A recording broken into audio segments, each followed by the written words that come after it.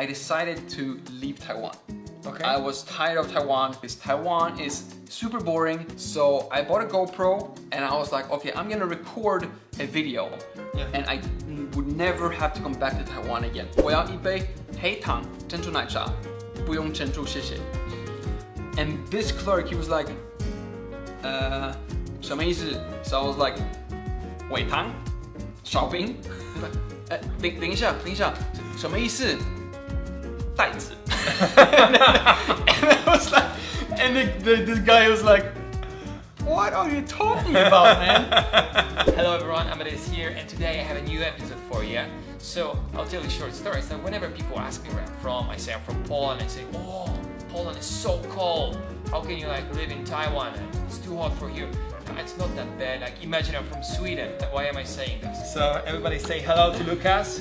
Hello everyone. Good pronunciation of my name actually. I was practicing all morning. It's not many people who get it right when there's like dots over the letters. Yeah. So like you spend most of your adult life in Taiwan, right? Yeah, almost 11 years now. Why did you come to Taiwan? I was an exchange student over a decade ago at 师大.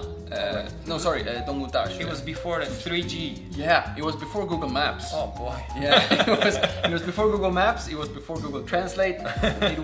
It was basically before smartphones. So how was Taiwan like 11 years ago? 11 years ago, yeah. Taiwan was this very scary new place. Really? That I shouldn't say Taiwan actually. I should say Taipei because when I first came here, I just explored Taipei. All right. Because I was without Google Maps. Yeah, you didn't know without there was something else. I literally just lived along the MRT line up in Taipei. Oh, okay. So when you started learning Chinese, did you have any funny situation?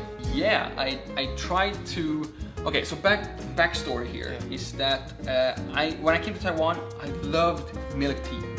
I've never had milk tea before, and I just found it like fascinating. I came to Taiwan, and someone said like, oh, they have this like 珍珠奶茶, and like a friend of mine just told me like 珍珠奶茶, and then you get this amazing drink.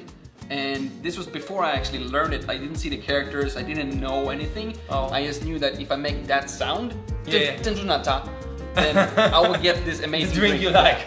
But there was one problem. There was like some weird like bubbles in this 珍珠奶茶, which if you understand the Chinese part, it makes total sense. Yeah. But if you're a new arrived foreigner who just knows 珍珠奶茶, then you have no idea why they put like bubbles in it. So for like 6 months, when I started to like improve my Chinese, and I had like the courage to actually go and order for myself, I was like 珍珠奶茶, and then they always ask you the same questions, you know. They're like, oh, you want sugar or exactly, you want ice? So then like, so you're practicing the responses back. So you know that the next answer is going to be like 无糖少冰谢谢袋子 So like you know, you learn the answers in that order because like 99% of the time they ask you in that order.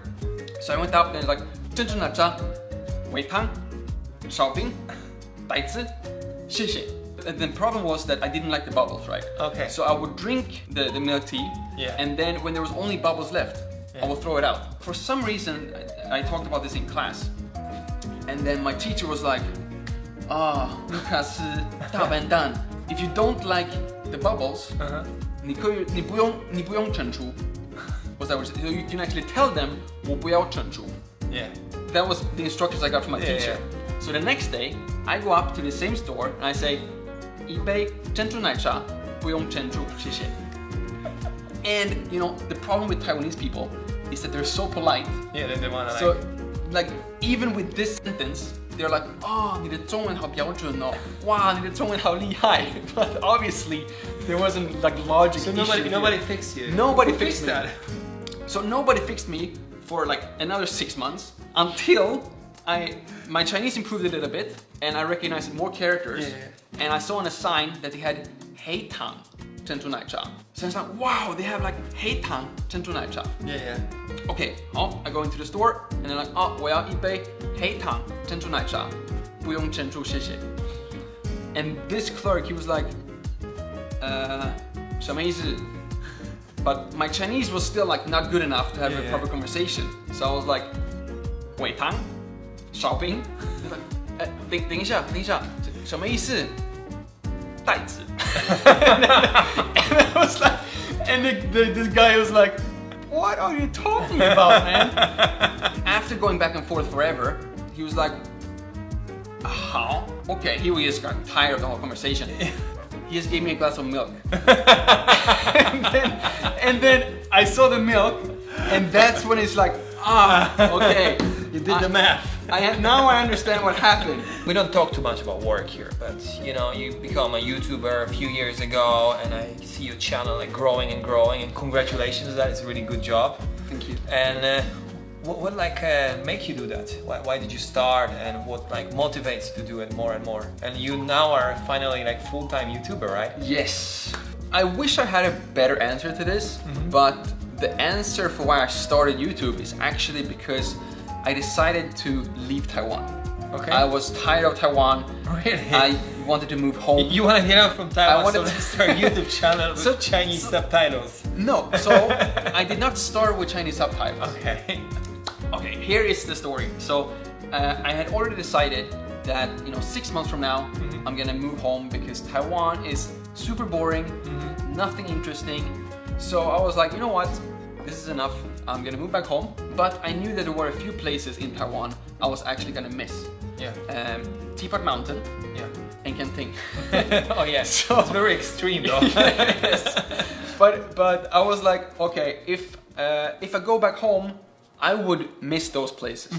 So I bought a GoPro and I was like, okay, I'm gonna record a video, Teapot Mountain and Kenting. Okay. And then I would have those memories forever, and I would never have to come back to Taiwan again. That was literally my thought. It was literally my thought that if I just record those places, Taiwan is done. That's it. What else do I need? Yeah. So, but I wanted to make it good, and because at this time I had like a lot of foreign friends, and at that time I had been here for 6 years. Okay. So in terms of like foreigners, because I was still hanging out with like the new batch of students at like Shida and Taida up in Taipei. So then a lot of people were asking me like, wow, you have been here for more than like 3 months? What is your favorite place in Taiwan? And I got tired of explaining how do you go to Teapot Mountain every day.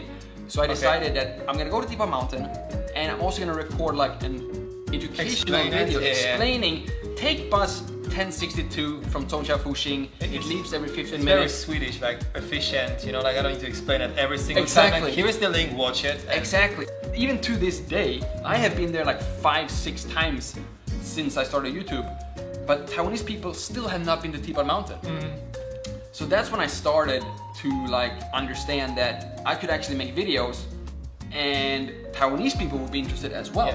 And then after a few more videos, I realized that there's more and more Taiwanese people watching my videos, and then more and more of them were asking for subtitles. And then I just tried it to put subtitles in one video to see how it was. And immediately I got like another like 2,000 subscribers and like 20,000 views, and I was like, holy shit, what is this? And then I got like the first little notification from like YouTube that I made like $0.0 this month. It was gonna be for one dumpling. Yeah, like 0.4 USD. I was like, I made money? Wait, where does this money come from? And then I was like, okay. So then I was like, let's just try this YouTube thing until people get tired of me, and then I will move back home. And now 3.5 years later, I'm still waiting for people to get tired of me. And until then, I guess I will continue making it.